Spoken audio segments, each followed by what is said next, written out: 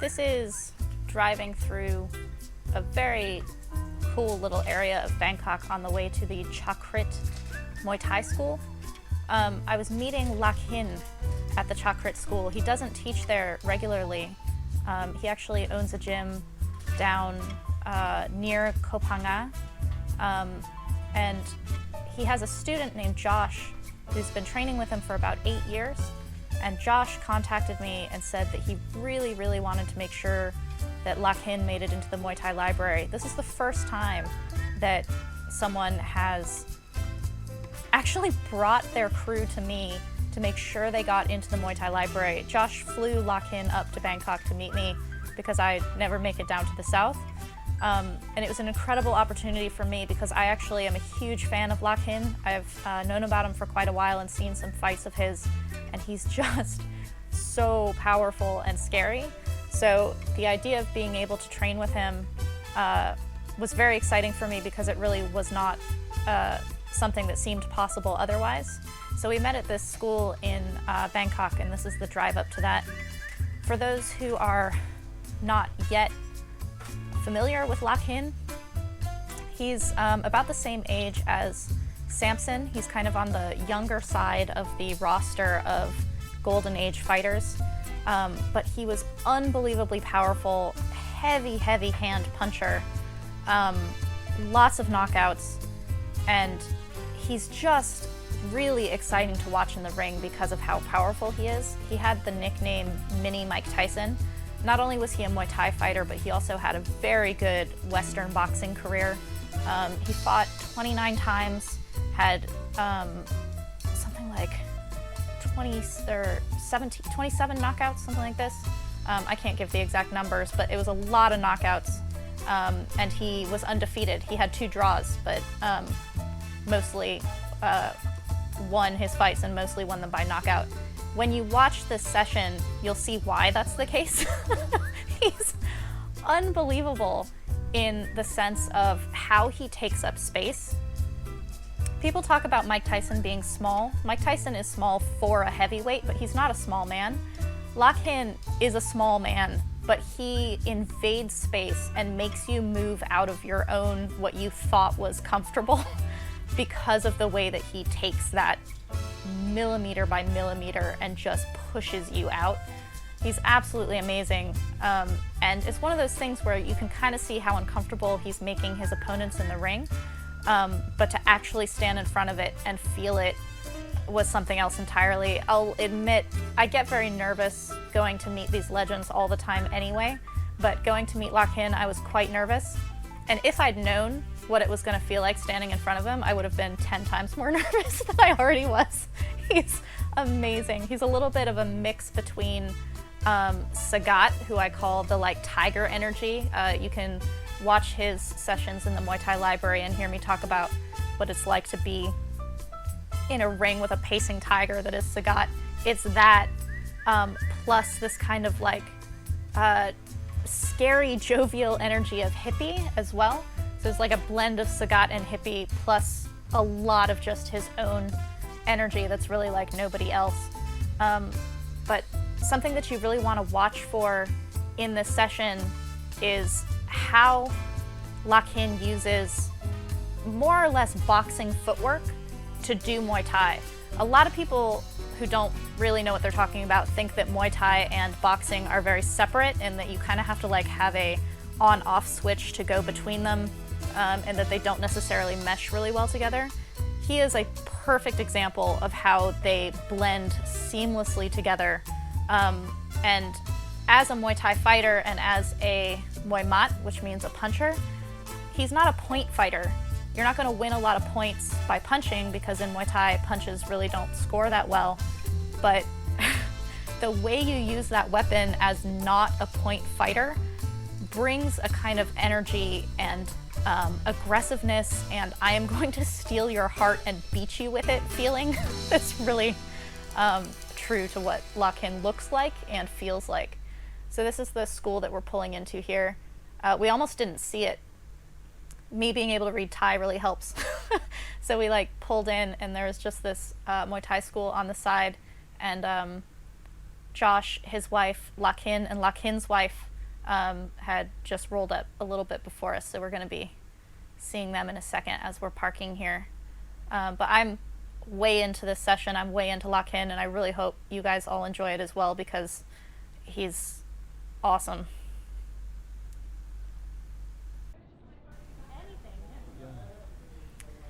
So that's Lakhin in front of me there. You can see he is not a big dude at all, but he's about 46 years old now and still incredibly muscular, in good shape. He owns his own gym and trains people himself, so he's very fit. He's still very active, but he's one of these fighters who you could take 80% out of him and it's still devastating. He's got a very cool face. He speaks a lot of English, so you'll be able to hear some of what he's saying. Because about me training, when I fight, 80% I never told everyone. So he's saying that when he fought, 80% of the time he was shorter than his opponents because he's just not a tall dude. He fought more than 300 times in Muay Thai, and he said about 30 times in boxing. But when he brought me into the ring, he was explaining to me, I don't know what you do yet, so I can't really teach you anything until I know what you do. And he had this same ethic about fighting somebody. He's like, you get in the ring and figure out what someone does, and then you know how to fight them. But you don't, like, get into the ring with a plan, basically. So his idea of how to teach me was in line with him as a fighter, getting in the ring and seeing what your opponent does well, what they're afraid of, and what limitations they have. So he basically said we were going to be sparring, which I find to be the method of truly great teachers and fighters, is that they use sparring as their way of teaching, because you have to feel your way around everything. It's not a like, I have this set of 9 techniques that I'm going to teach you. It's a formation of vocabulary, of movements and distances and kind of fighting ethics that reveal themselves by how you move in space with somebody.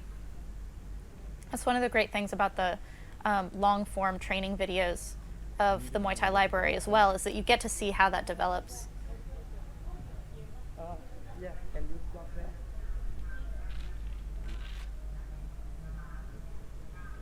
He was a Rajadamnern champion at about 118 pounds, so that's probably about as big as he ever was as a Muay Thai fighter. He's very small. Hippie is a similar size to him, and Hippie was 105, 108 pound champion. But Lakhin got like super beefed up. He has a title in boxing at 140, which he must have been very, very strong at that point.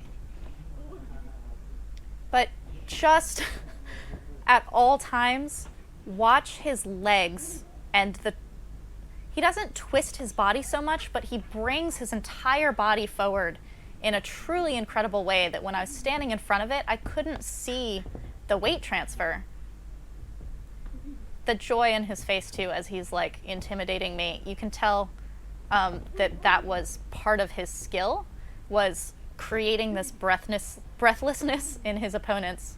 And I end up leaning back a whole lot just to try to take like centimeters of space from him, because he's constantly eating the space in front of him. He said he'd seen me training with Diesel Noi, and he's saying that styles are really important, but styles come out of who a person is. And that number one, how I practice, and my second, how do when people hurt much sure about technique. He's saying, number one, what I do when I practice, and he's talking about training, is he's like, I figure out how to hurt somebody. He said, I never got to fight with small people. I fought with people who were big, so I wanted to hurt them. So if someone's taller than you, you chop their legs down because you don't want to try to punch up. So he stays down at his own level. If he's fighting someone taller, he's going to punch the body where he has power.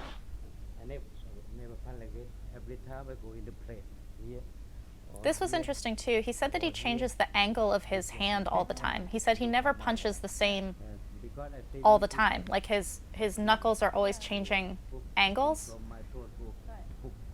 but he says that the power comes from the spring in his back foot. He keeps his back foot like a sprinter, like kind of the heel up, and then he uses his front foot to take these incredibly long steps. How him hurt? I hurt a lot. He said, if your opponent's tall, how do I hurt him? He said it's easy to hurt me if I'm far away, so he has to stay really, really close.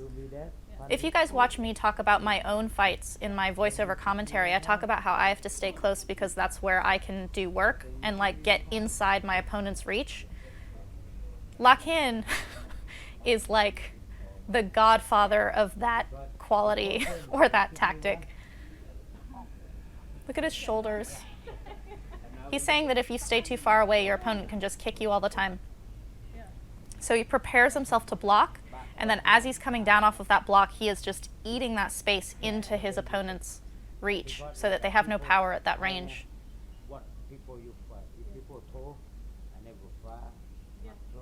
He says if people are tall, I never stay far. He says if you kick, I use your weapon, like as my weapon comes out, he charges in.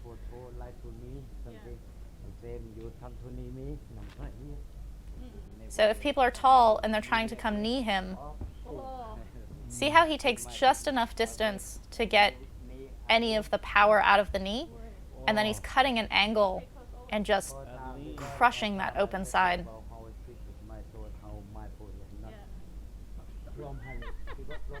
He doesn't want to stay far away. Right there, he's showing what happens if, as a small fighter, you try to punch from far away.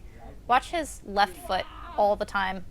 He steps like right in between my stance or over to my back foot to like cut that angle, but he gets so close.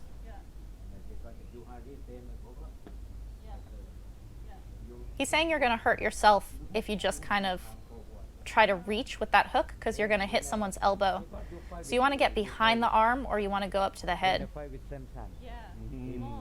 He fought Samson Hassan 3 times. This is him imitating Samson.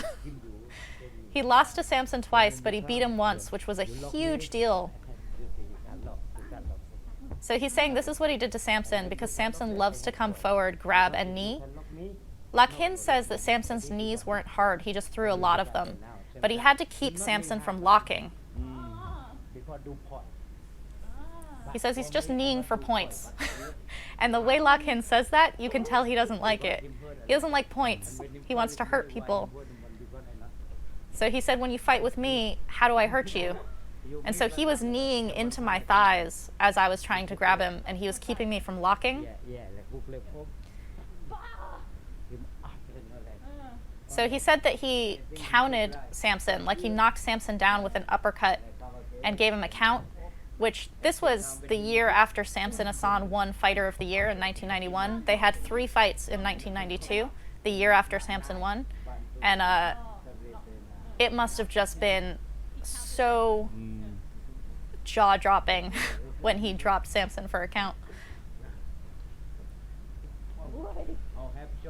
Look at how he stays in, though. Like, the beautiful thing about this session is that Lakhin is constantly explaining his style. Like, he's not teaching individual techniques, like this is a set of techniques. He's teaching an ethic of the kind of fighter that he was. He says that he's always aiming for the jaw. He's like, why would I hit the top of your head? That hurts me. It doesn't hurt you. He's always trying to hurt somebody. So you watch him and you find out how he hurts somebody. He has to stay in close because of his power and because of his body size. So you have to look at how he stays in. Look at how he brings his entire body in with his legs.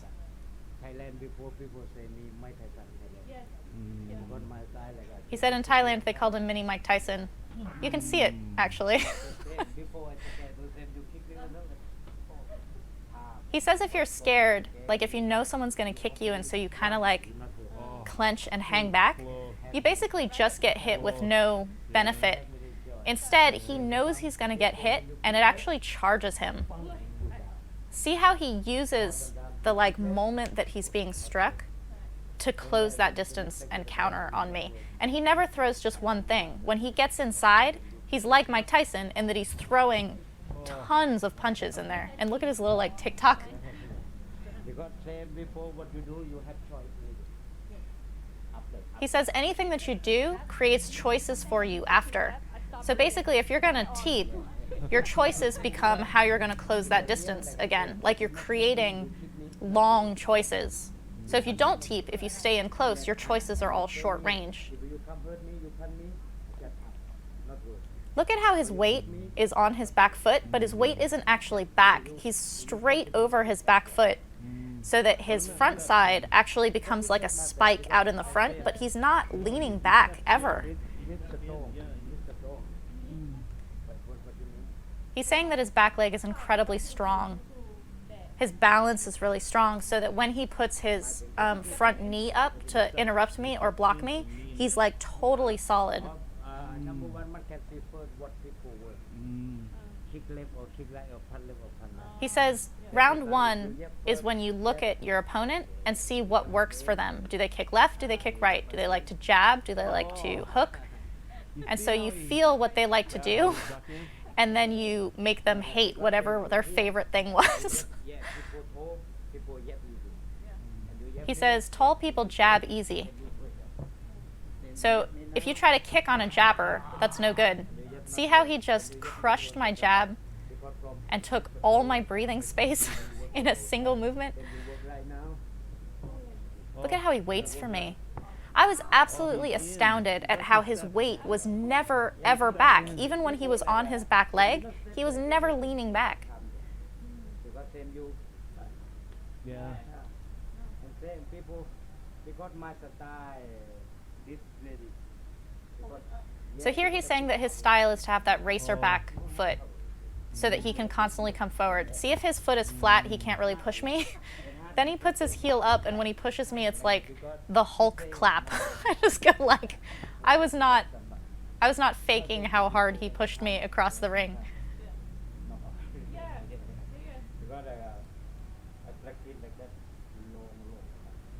He said, I was able to do this because I practiced like that long. And I kept trying to get him to tell me what his practicing was in order to build his feeling around how the power is coming up through his foot, his knee, and his hip. He told me this many times. He's like, your power comes from your leg and your knee and your hip, like it's rising up from the ground. It's a very like Tai Chi explanation. And then look at how his elbow is even out a little bit as he's punching. He says when you punch and your like hand comes up a little bit, there's no power. So he brings his elbow up a little bit so that when he hits me, there's this like acceleration on the end to just shove me backwards, but he's not pushing at all. And he says it's just feeling, like you have to feel where that power is coming from. He says in order to be ready, you have to have balance. But you almost have to break apart. He's making a single movement, but you have to break it apart to understand how his weight is transferring because you can't see it. It's so smooth. See how he took a second step? Obviously you can see it. You see his foot go forward. When you're in front of him, you can't see that. He's just all of a sudden like 7 inches closer to you than he was the first time he hit you. It's crazy.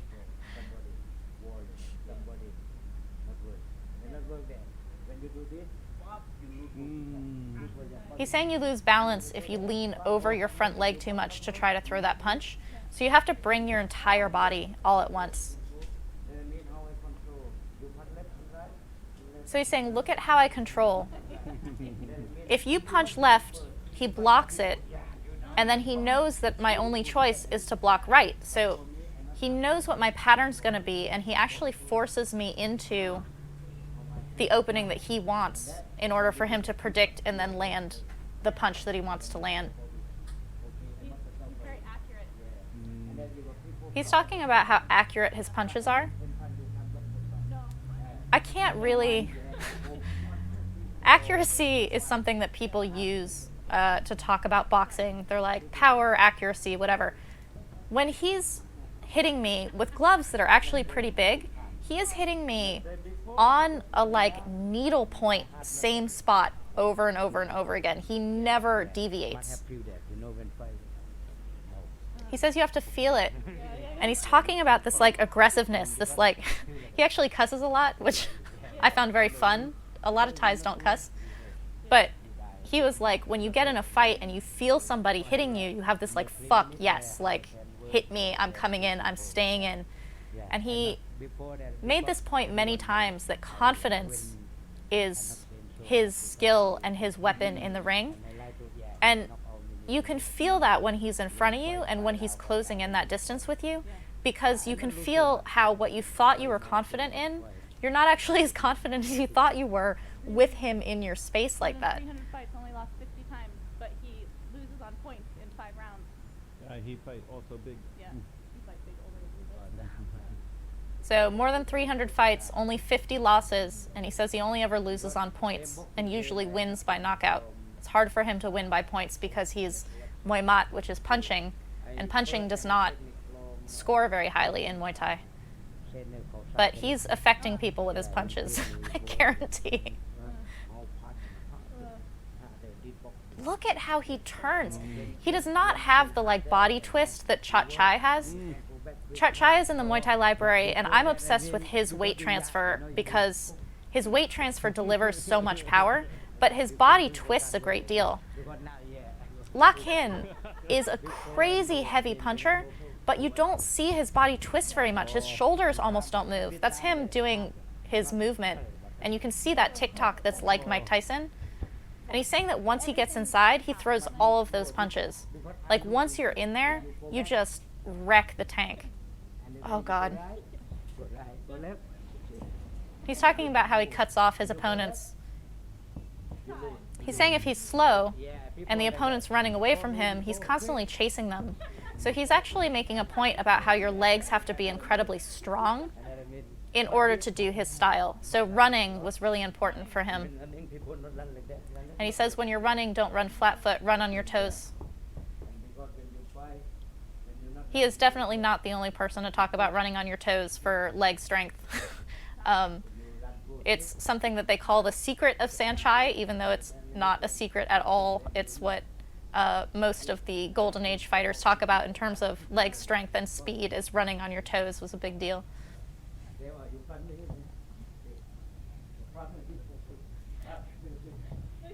So see how much movement he has from his waist? This is more or less like boxing head movement, but he's not staying in one space as he's doing it, and he's constantly able to strike out of those angles.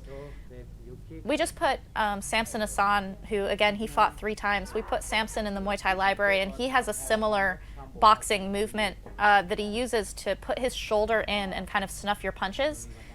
That's something that Lakhin is doing here, but because he's so close to you, you really have no option of punching him in the middle. You're kind of constantly like looping around him. Look at his knees as he's doing that movement. He's saying that I'm overturning my shoulders.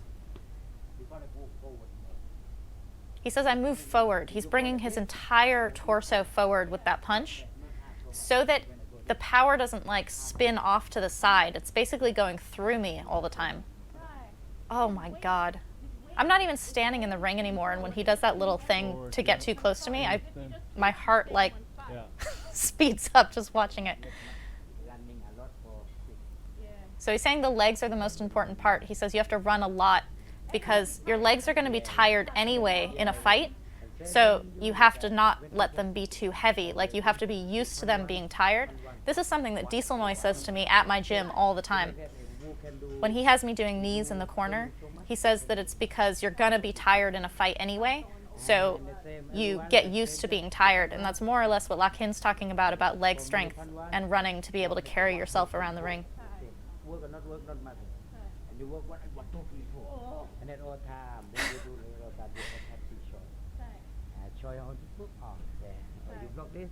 He's saying that when he's close like this, he has lots of choices. Because whatever I'm trying to throw at him, if I'm throwing my right cross, he already knows what his 4 or 5 choices while I'm throwing a right cross are. Like his mind goes really, really fast because he knows that feeling of when my arm is in that position, what all of the openings are. Yeah, like same somebody like I fight Samson there. I can't do that so much because Samson like this. Him strong too. He said when he fought Samson, he couldn't really do what he was just talking about right there of like finding the opening because Samson's incredibly strong. Yeah. Because 1, 2, 3, 4, 5, 6, 7, 9, 10, never sure. Yeah. And then when Samson 6, 7, 2, couple. He said that most people have a pattern, and so as they're punching, you know where the opening is going to be. He said the difficulty with Samson is that Samson was so strong that even when he knocked him down, he was like, please don't get up. And then Samson got up and there was more. So basically it was a battle between two styles that are kind of relentlessly forward. You uppercut body. Whoa. Go for it. And then Samson, when So- you fight with me, because Here, Lakhin is talking about how you counter at the very moment that someone is striking you. You're not taking turns. You're actually using the person's strike as the opening, not after. But fight with him 3 times, I win only 1 time. Him strong. He said he fought Samson 3 times and won only once. He won the middle one. And he keeps talking about how strong he was. This would be epic fights. Because when people do they block everything and then you kick, you're not So basically he's explaining to me right now that if he punches me in the face before landing that leg kick, my weight's going to come back onto my back leg. And so when he hits my back leg, it hurts a lot because all my weight is on that back leg. He keeps his leg incredibly straight when he's throwing a leg kick. It's not a hop across like you might see with Berklerk or with Ramba. It's more of a just like standing where you are and the straight leg just comes across like a baseball bat to my IT band.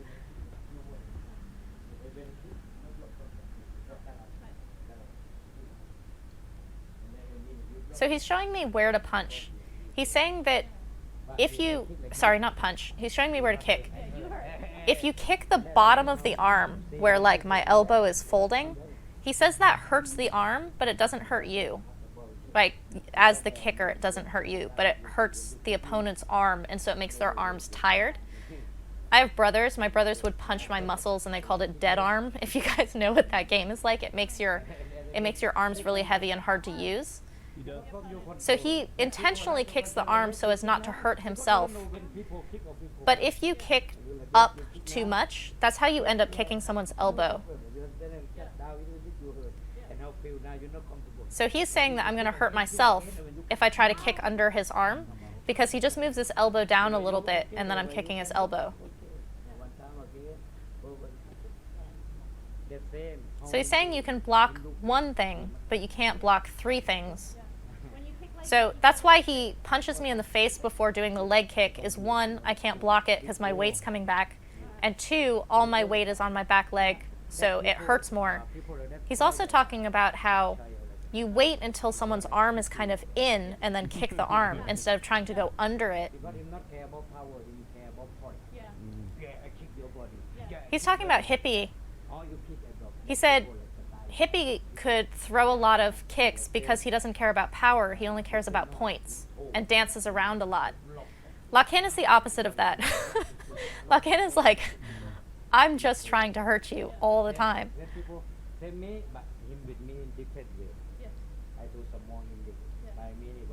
He said he never fought Hippie because they were different weights. Hippie was too small, Lakhin was too big.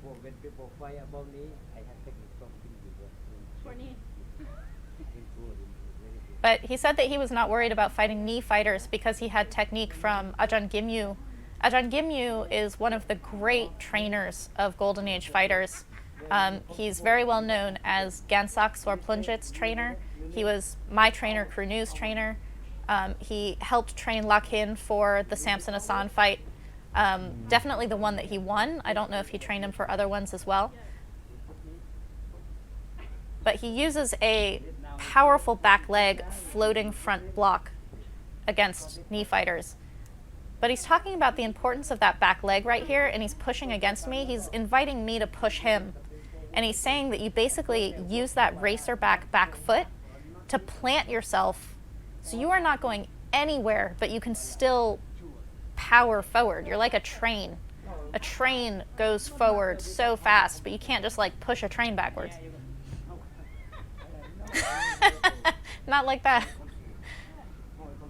Look at how every time he takes a step forward, his shoulders shimmy just a little bit. But he's not twisting them very much, but he's still got a little bit of movement every single time he comes forward. Guys, I know it looks like he's barely touching me with his gloves. That's not what it feels like. He's barely touching me, and it's like, please don't ever touch me harder than that, ever. And he's doing nothing. He's saying you block in certain ways, and he's like, sometimes you're wrong.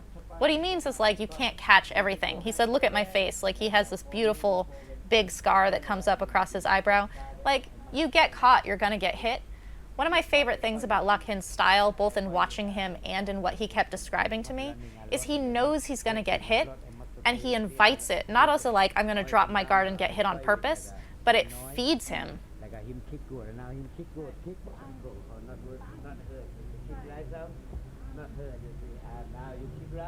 So he's showing how movement allows you to take power out of your opponent's strikes without having to necessarily block them or like be evasive in a like you can't touch me way. More you just kind of like take a little bit of the power out, but you're also cutting an angle, setting up for getting into your opponent's open spots.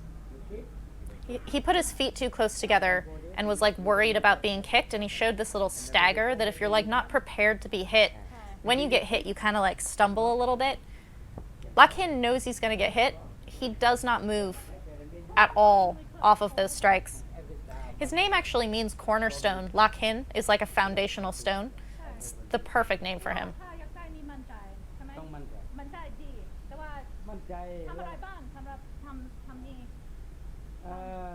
So I'm telling him I understand his point about confidence. In Thai you say manjai, means confidence. And I'm like, how do you build your confidence? More. Basically, when he feels you feel his power, it builds his confidence. He knows he's hurting you, and he doesn't care if anyone else saw it, because he knows you know.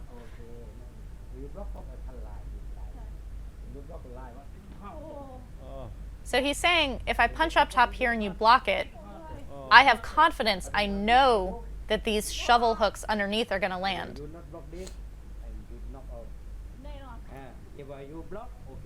So he's like, you can block down low, and then I know you're open up top.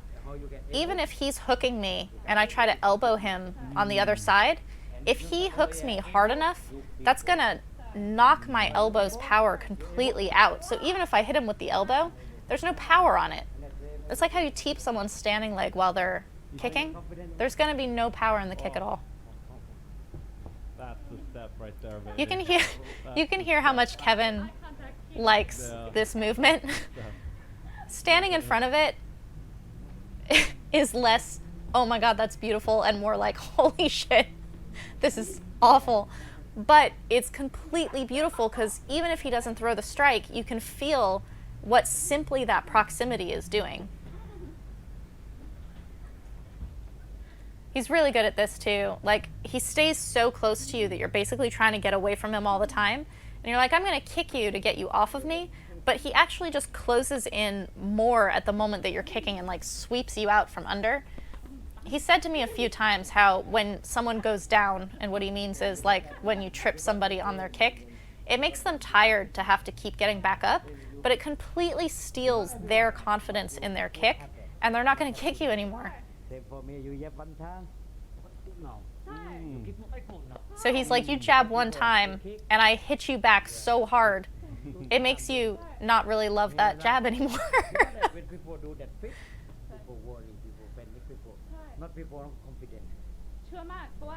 He's talking about taking people's confidence. So if when I jab him, I get hurt, like I'm immediately hurt back, it's this weird like subconscious conditioning that you're like, well, if I jab, I'm going to get hurt. And so you stop jabbing.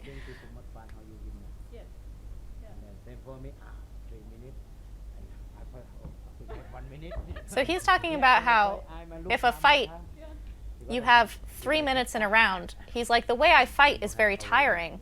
So he's like, I always had to look at the clock.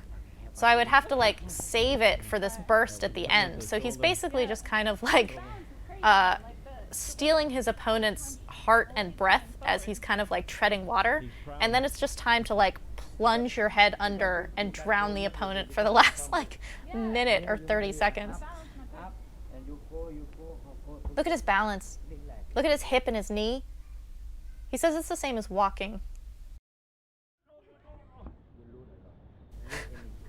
So he's saying if you just plow forward like that, you're going to lose power. So see how he's breathing while he's standing in my space? I'm not breathing while he's standing in that space. That sucks. But he says you have to have a mission. Otherwise, you're just getting hit as you're coming in. He's got all that like movement and kind of like slightly coming off to the side like a boxer to get into this area that it's incredibly hard for me to strike him at that range, even though I'm small too. Like that should be my range, but he's more comfortable there. Like he's just like millimeters in a space that I can't deal with. I keep going backwards because he's so scary, even though I know that the only way to do anything to him is to come forward. It's like my brain and my body are fighting with each other. He says, I know people are scared of my right hand. He's like, I know this. So if they kick me and I throw them with my right, he throws his right punch. He's like, I know they're afraid of the right punch. So the next time he catches the kick, instead of throwing the right, because that's what they're afraid of, he's going to kick the leg out. This is something that Yodkun Pan, elbow hunter of 100 Stitches, who's also in the Muay Thai Library, something that he said to me is everyone was afraid of my elbows. So everyone was looking for my elbows all the time. He actually had incredible knees. That's something that you have as like an advantage that Lakhin was talking about just there, is he's like, if people are afraid of my right hand, everything other than my right hand is now open. It's really cool. Oh, look at him lean in on that. He said he has 2 elbow knockouts in his fights. Look at how close he comes to my standing foot on that spin around. So this is the catching of the kick and then spinning to the inside of the leg for a backwards elbow. He steps past my standing foot. He's like, here, you're never going to reach. Oh my God, he like went past it. That elbow would land so hard. So this is his favorite elbow knockout. Was he just pushed the front hand down and elbowed over it. Cut right on the bridge of the nose. This is his opponent stumbling around. Tried to get up, not so much. Guys, I can't, you have to look at this because this is what I was seeing while my brain was in like monkey mode where I'm like, I'm gonna die. His body stays so center, and not in a like, I can hit that all day way, in a like, I cannot see him move way. It's like a illusionist or something. He totally stresses you with his hands, and then he does something else that you're like totally not seeing. It's that stupid Jurassic Park Velociraptor thing where like the two come from the sides that you didn't even know were there. It's like, you know, he has 2 arms and 2 legs, but he comes in like that, and you just have no idea where the strike is going to come from. Oh.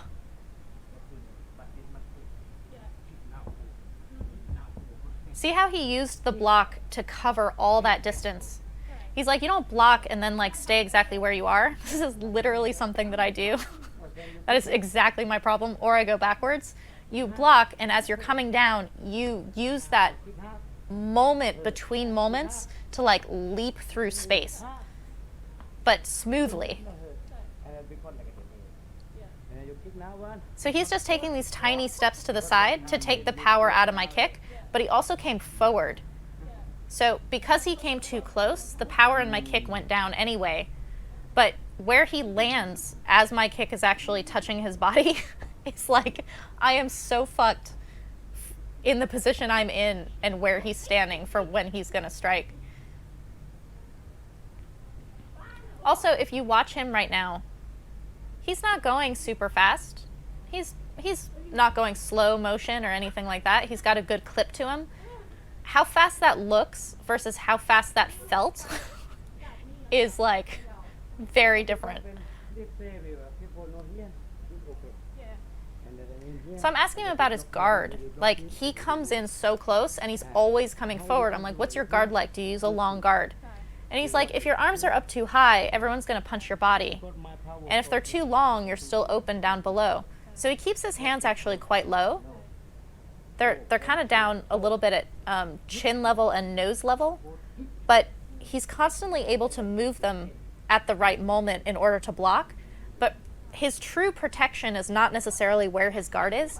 It's the way that he covers that distance and like slithers his body in a way that you can't really mark where he's going to be. He's very hard to target. Oh, that body hook. I swear to God. This is my favorite thing. He does not twist and he doesn't dip. His shoulders almost don't move at all. He actually says that you just change your hands, which isn't entirely true. That's what it feels like to him. But his shoulders aren't truly twisting that much either. All that power, though, is coming from his legs. Look at how much he bends his front leg. I'm asking him about this uppercut because he hit me with it. And I was like, what the fuck was that? Oh, it comes with the hip. Okay, so he's talking about the twist of his fist. Don't look at his fist. That's going to twist anyway. Look at his elbow and his knee and his shoulder. It's very much like Sagat's like tiger uppercut where he's like shivving you, but it's actually less tight to his body. He doesn't pull it back the same way that Sagat does. Sagat like kind of, it's like a pinball machine. He like pulls it back.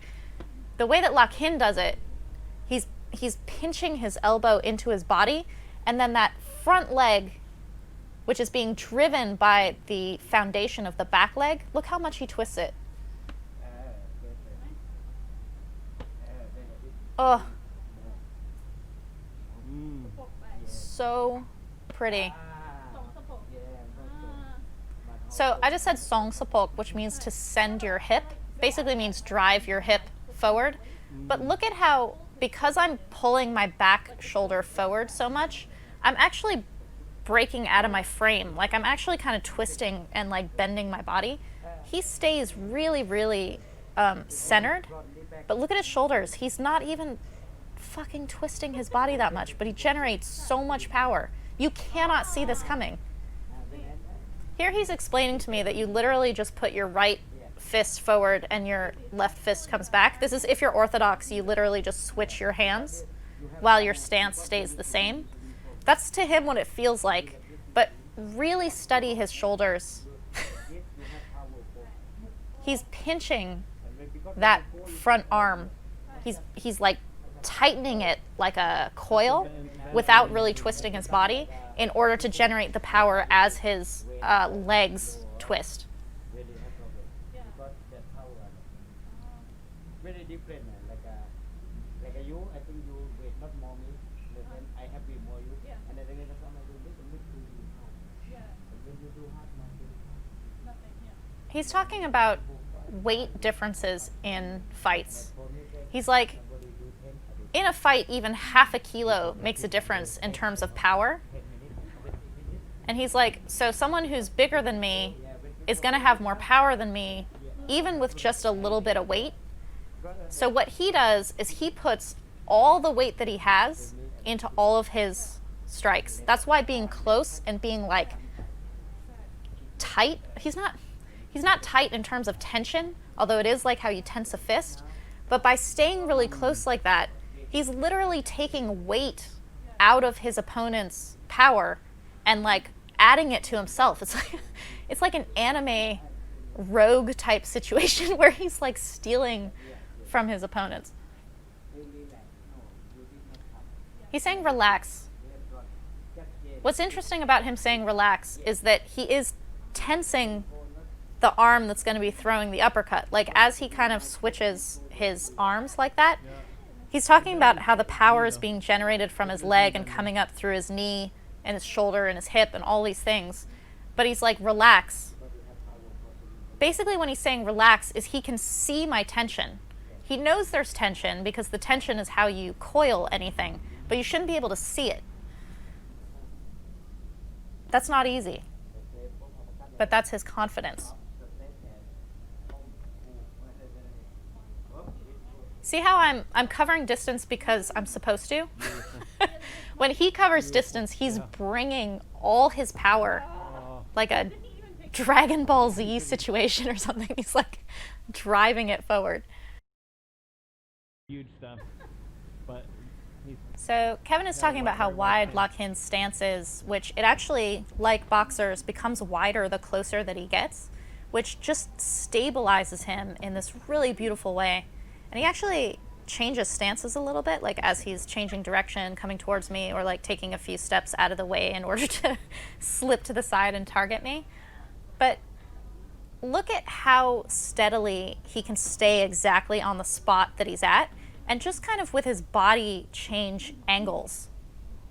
Oh, look at that slipping. No head movement in Muay Thai. It's fucking beautiful.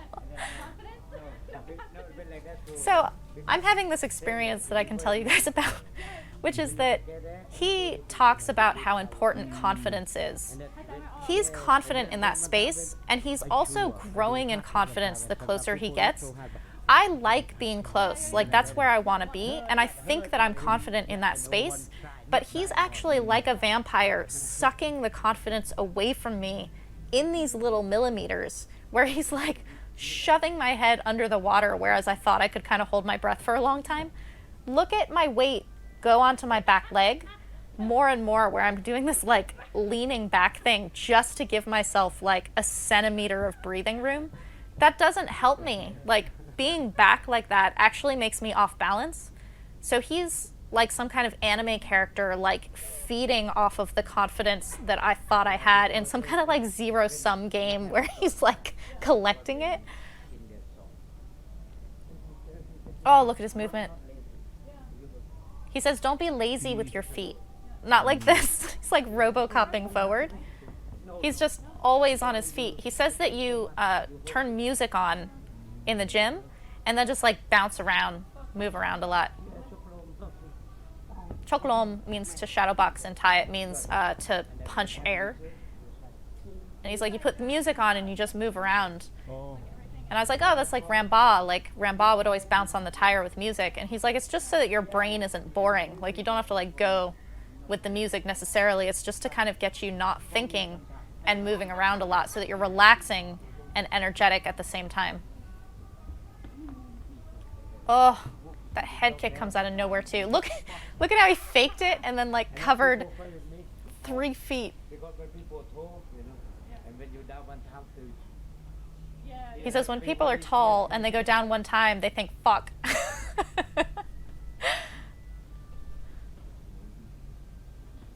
Look at his weight. Watch his legs.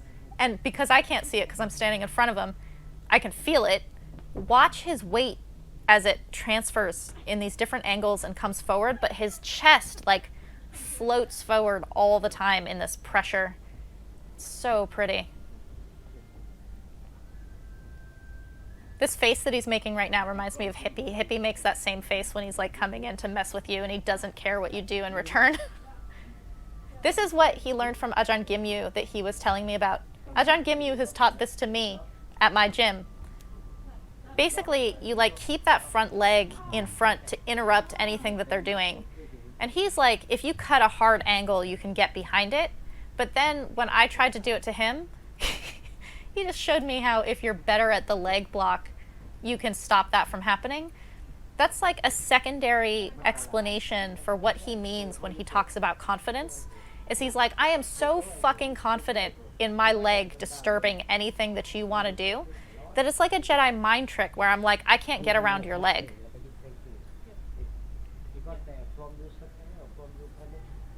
He's like, if you make someone scared, they're House of Cards falls apart. Like, he's basically completely in the game of turning someone's fear against them. Like, he amplifies it all the time. If you have a little fear, he'll find it and just kind of like amplify it.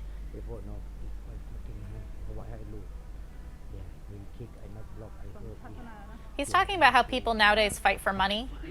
He's talking about when he fought, he was like, how do I hurt this person? Like, what is he good at? How do I get in his head? Like, he was totally into this, like, actual masculinity and fighting. Like, you're fighting someone in the ring. It's not a sport.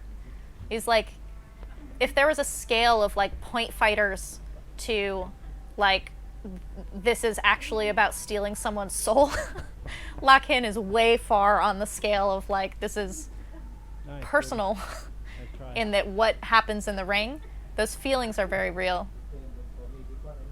He's actually made me so afraid to throw any knees. He's taken my best weapon and made me afraid of it. That's his secret superpower. And then he's like, I don't want a knee because I'm little, talking about himself. So instead, he's kneeing into the meat of my thighs. This is what he said early on he did to Samson. He's like, if you do it hard, they're not going to want to use their legs anymore. I believe him, because he didn't do it hard, and I still don't want to use my legs. See the difference in my strikes, how, like, I'm hoping that something will land on him. He is fucking sure that everything he throws is going to land somewhere. It's all right if it lands on my guard. He's okay with that, because then, even if I blocked it, I know how hard it was. Like, it's made it to its real target, which is my brain. His target is getting in your head and making you think about how powerful he is and how maybe you're not quite there. Yeah, and in your hole. He's always leaning in. Like, I can feel myself leaning back and then I can't throw anything. And I know that I need to be in, and I just can't get myself to do it because it's such a scary zone. Yeah. So he's showing me his footwork. His back foot is that sprinter foot, and then his front foot is covering all that distance. He's showing how if you just leave your leg back and throw from a distance, you've covered no ground, like you have no power. Instead, the back foot is the spring that like trigger launches that front foot between the legs of your opponent or to their back foot if he's cutting that angle. He's like, if I go like this, no power, because he's just straight. Oh. Look at how he pushed in while I was Between kicking. your legs. So many people are like, you go, I go, and that's countering. He goes while you're going. It's incredible.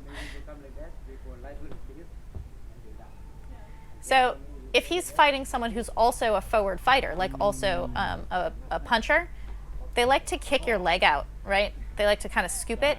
So what he's doing is he's just kind of bouncing that front leg so that when I try to scoop it, it's in the air. So it can't actually pull out from beneath him. It's kicking the legs out from under a chair when the chair's in the air. Like, it doesn't do anything. I don't even want to hit him at this point because I know it creates an opening.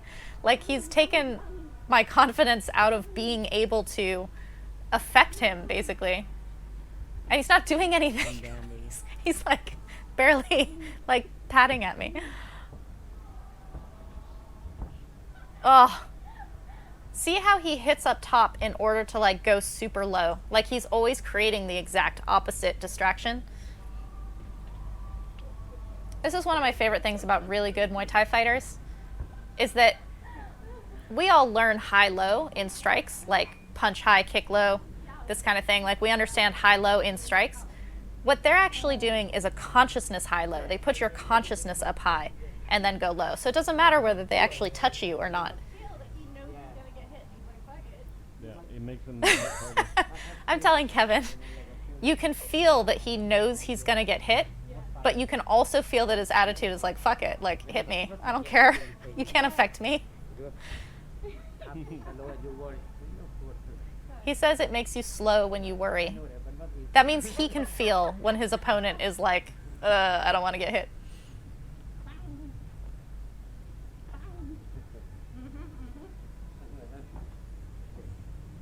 I'm trying to turn him, and he's put so much pressure on my upper arm with that like arm loop.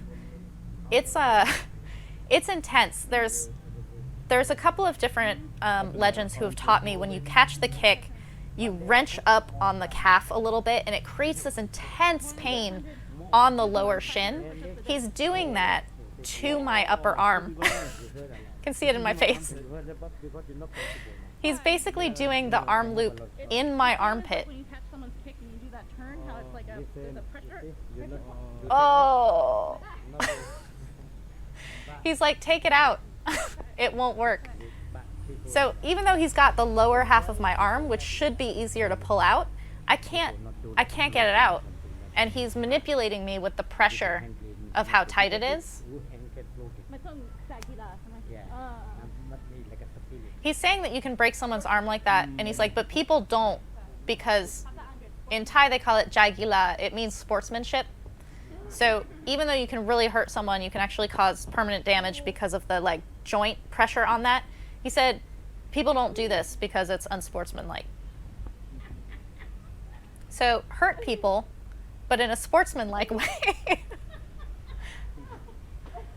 Look at his balance, my God.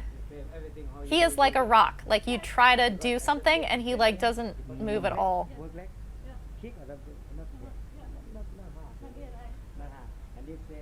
He's like, if you're close like this, even if you kick, it's not hard. It's too close. He's like, you don't have power at this distance, but he does.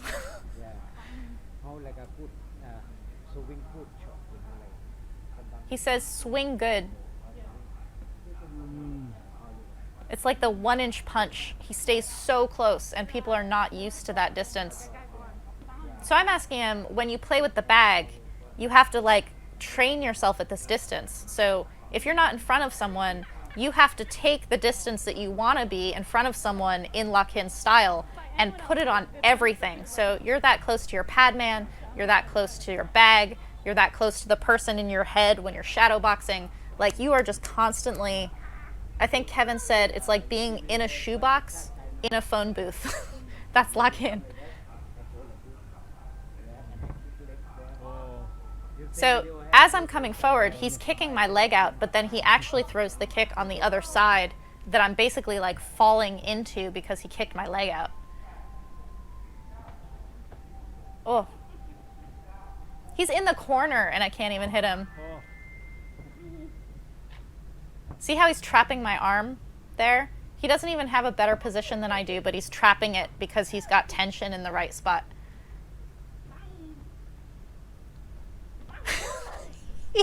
He watch his feet. He literally does not move backwards.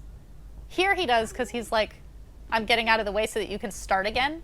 But he would never do that while fighting. He took like a sliding step back with his front foot, but his back foot didn't move. Not even an inch. And he scares me enough that I totally am like dying in the corner. And he gives me a couple of more shots and then hugs me and pulls out. He's like, okay, I know you've been scared for a little longer. He's like expanding my lung capacity by making me stay underwater for longer. Look at his overall shape, like the shape of his shoulders and his arms and his hips. But look at how strong that back foot is. It's completely under him all the time. He never leans. He's really good at this too, because people are going to be pushing on him because he's always coming forward. He traps my arm. Like if I put my front arm out on his chest to try to like push him or keep him at a distance, he just snatches that glove and holds it to his shoulder, and I no longer have control of it at all. I got one punch in and celebrated too hard. I knew I had something coming. Look at how nice he is. He's destroying me and he's still smiling and just like a pit bull playing with a kitten or something. I have my foot in deeper than I do with almost anybody because I know I need to come close. So I'm staying really, really close, but my weight is still back his weight is never back. Like I keep saying this, but it's because it's so important with like how you try to create distance in order to be able to breathe. And I can feel myself going backwards all the time. He's like, it's not the same as you punch me, so I punch him, and he takes a little bit of distance back, but he uses it to spring load to come forward. Like, it's never taking distance to breathe. It's taking distance to like pull the trigger. Oh, look at how he like parried my arm and then used that same parry to like reach around my neck for the grab. As a puncher, he does not want to lock up in the clinch. He doesn't like locks because he wants his arms to be free. So a lot of what he does is kind of snuffing my ability to grab him. Yeah, because the people play not think a lot about better or not better. They, I think, no, how you hurt. He's saying when you spar with people, don't think so much, or fighting or sparring, don't think so much about who's better at something. He's like, are they better at punching than me? Are they better at kicking? He's like, don't think about better, think about what hurts. He's like, if I kick like this, I hurt. Like, he hurt himself kicking like that. He's like, what do I have to do to hurt you? This is what he meditated on when he was training all the time, is how do I hurt you? And he's very good at it. He's turned it into like a science. He's very skilled in it because everything he does hurts. Look at how he doesn't fully extend everything all the time. Like, if he's at full extension, it's because I've moved back off of his punch. He's actually landing with like more room to go on almost everything that he throws. See how he's waiting for that punch? He's like timing it so that as my punch is coming and my weight is coming onto my front foot, he's just that straight leg kick right into my IT band. He's like, because if you're leaning back while you punch, there's no power on it. I know your weight is going to be coming forward, so as my weight comes forward, he knows that hitting that leg is going to be like intercepting it as my weight comes in. Oh. See, I tried to do a little push-off because his leg was in the air, and he didn't even really go backwards off of it. That's actually the correct thing to do when someone's on one foot, is try to shove them like that. But because his weight is not really going back, even though it's on his back leg, he can resist me from being on one leg with that leg in the air. It's incredible. He's showing how from that arm lock, regardless if I knee right or left, he's able to turn me in either direction with his arm in the same position. He doesn't have to change his hold at all.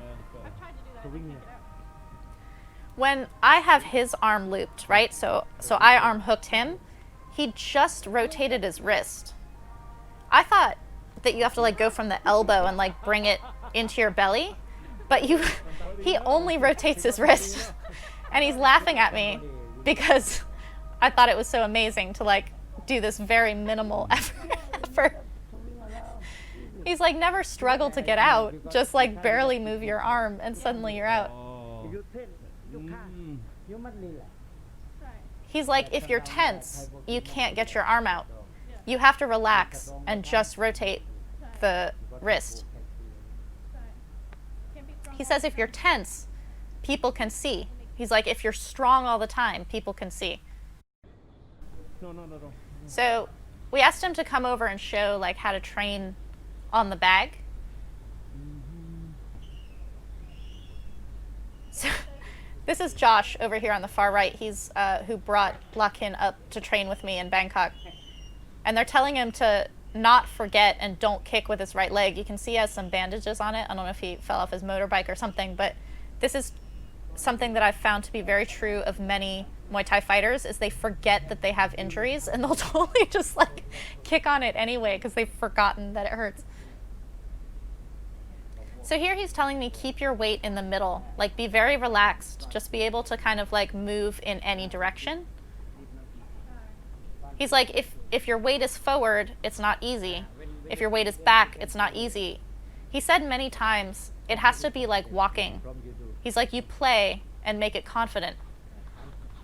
So his footwork to him is the same as like when you're just walking down the street. something like that. And then everything there from this field, from your work. Yeah. And maybe came back.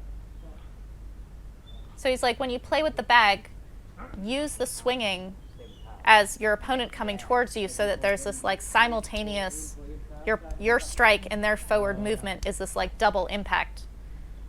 So you learn to see at the same time that you're learning to move your feet around. Because you can find that wrong because if you know when you He's like, you don't step when you punch. That's me. He covers distance. He brings all his weight. He's showing how if you punch really long but leave your back foot back, basically all the power finishes right as you're hitting the opponent, so there's like no reach on it. He brings everything through. Look at his look at his front foot not moving. He looks funny when he does it. Oh, fuck. He says, have confidence that you can do it good. side swing to back. He said, your side swings to the bag. So he could see that I was loading up my right hand a little bit. It was like coming backwards. He's like, you don't have to do that. He's like, if people load up their punch, all you have to do is block, and it like gets caught on it.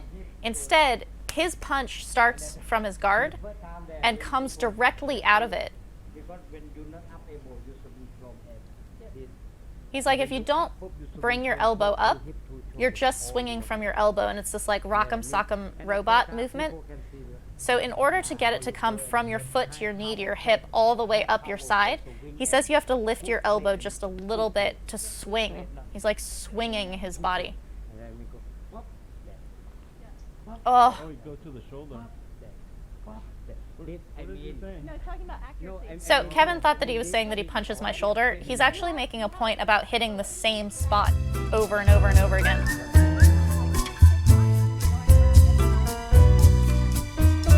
I can tell you, because he was actually hitting my shoulder, he hits the exact same spot every time.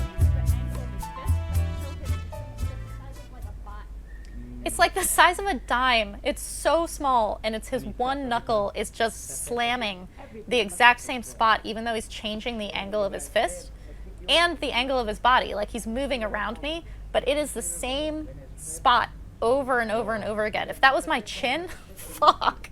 Thank God it's my shoulder. that mean people when practice anywhere, how I make it, you go anywhere. Anywhere. Enable. He's saying, when I practice, it doesn't matter where you go. I'm going to stay the exact same distance. He's making a point about not letting me get farther away from him so that he has to reclose that distance. It's as though there's a bar between us that's 1 foot long or whatever, and it stays that exact distance no matter where we go.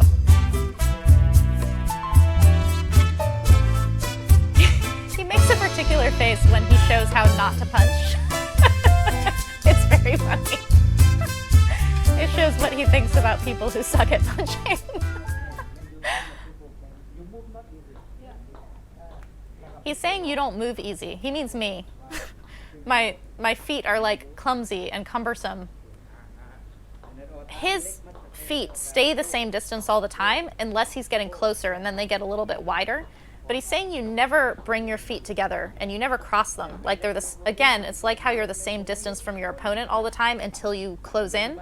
You want your feet to be the same distance from each other all the time, everywhere you move. And he never brings his head forward because that's off balance. See how he gets ahead of me in those steps so quickly? On the ring, people can move so much. Yeah. If you go like that, go. He says on the ring, people can't move so much. There's ropes and things. So if you learn how to cut them off, you don't have to take so many steps. Like, where are they going to go? When you play back, only play, you must make this. You do the step and you can. He says you have to do the same thing when you play with the bag. Like, you have to feel your distance. He's never farther away than his own jab. But look how close he stays right there for his punches. And even on the bag, he's constantly going forward. Like, he does not take steps back to like reset, which so many people, myself included, do on the bag. He's constantly going forward, even though, because a bag is in one spot, there's only so many spaces you can move around it but he's pushing it, he's angling off to the side, he's staying really, really close and pushing forward all the time in this very limited space. First thing you can do that up elbow. Jab to me. Open hand. You see me? So he's showing how I push my jabs. He wants it to snap, but it's not like a snatch. It's very powerful, but he's not reaching on it. He's saying you lose time when you like overturn because I'm reaching on it, like I'm pushing. My body is stretching in a rotated way that makes it hard for me to return in the opposite direction. That's why his shoulders stay really square all the time, is he can actually go left, right, with incredible power, much faster than anybody else. And his arm can go up and down to block no matter where someone is punching.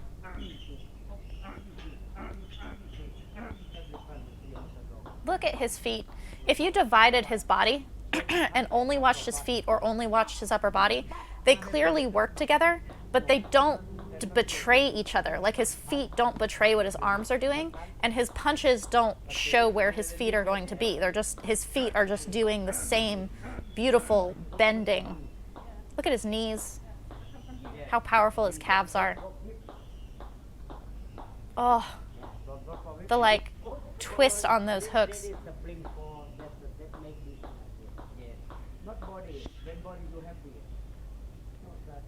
He said, don't go with your body, the body's too heavy. Go with your legs and keep your body over it. Many people have birth weight like that. You go, Many people, he says, have this thing where they come in and punch and then they back out. Yeah. He says, if you can punch, why would you back out? It's a very good point. See how he stays on the bag? He even just puts his forearm on it. That's his block and like pushing. If you watch the Samson Hassan sessions in the Muay Thai Library, he pulses with this front arm. The two of them doing that against each other must have just been incredible.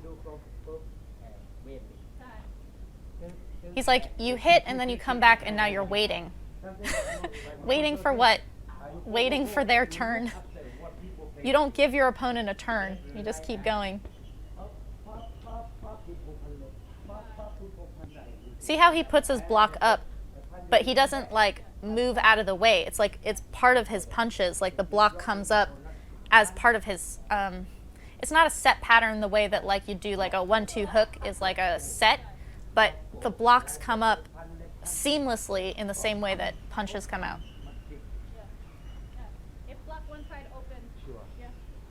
And you know that if someone's blocking on one side, they're open on the other. He's like, how do you block? So if I block up, he's like, where are you open now? So he was showing me how to block as much as possible. He told me to clench my jaw, put my hand on my chin, and then keep my elbow really close to my body. That covers every single target that would hurt that much if someone hit me. Who cares if someone hits the top of my head? Nobody cares. If someone hits me down on my hip, who cares? The important vulnerable parts are all covered. That doesn't feel good to me. Like, I hit him right there and he's got his elbow against his body. And it's like, no problem. He said, this is how you make confidence, is you get hit many times with this like guard and you're like, I can take that. He said, you don't want to tense your shoulders because you want them to be able to move with your punches. He said, if my arm is tense, I can't parry you. Like my arm can't move, it can't go anywhere. So you don't want to be tense. You just want to have like the right moment of tension.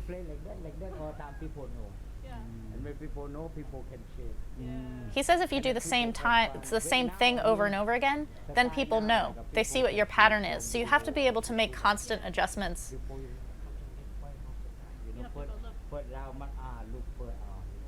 He was saying that back in the day there was no YouTube. Like you couldn't watch your opponent and like study them and see what they do. you had to actually fight your opponent to see what they do. So rounds 1 and round 2 were like, what does he do? What is he good at? What is he afraid of? Like it was actually a figuring someone out round.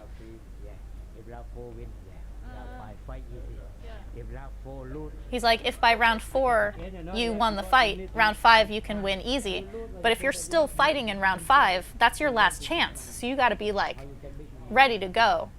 and people learn. And then I think, yeah, for me, I think this is why fighters from the golden age, like, they remember their fights so clearly, is because they were actively figuring out their opponents in the ring every moment. Like, he fought Samson 3 times. He had to like adjust to Samson, and Samson had to adjust to him 3 times. It was not a like, oh, I know what he does, he knows what I do. It was like a lived experience together. yeah, because people have money from people.